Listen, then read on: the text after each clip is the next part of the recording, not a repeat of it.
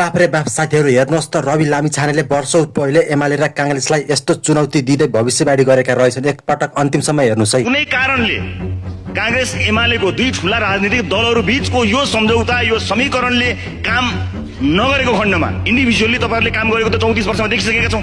तपाईहरुको कुन नयाँ रूप देख्न बाँकी छ र हामीले देखिसकेका छौं। अब बाँकी रहेको छ सँगै मिलेर देखाउनु होला, हेर्न तयार पनि छौं हामी। तर कथम कदाचित एमाले र कांग्रेसको गठबन्धनले पनि काम गरेन भनेपछि त्यसपछि के हुन्छ भन्ने कुराको अन्दाज छ तपाईहरुलाई? सोच्नु भएको छ तपाईहरुले? कृषिमा पनि हामी तल पर्यौं, आयात मात्र भयो, निर्यात केही गर्न सकेनौं। 34 वर्षदेखि तपाईहरु यही हुनुहुन्छ। कसलाई सुनाउनु भएको यो हामीलाई? नयाँ भर्खरै आएका दल जसको संसदमा 1.5 वर्ष मात्र भएको छैन, सरकारमा हाम्रा मामलामा पहिलो पटक 1 महिना, अहिले 4 महिना। यो 5 महिनामा यो देशको हरिबिजोग हामीले बनाएको।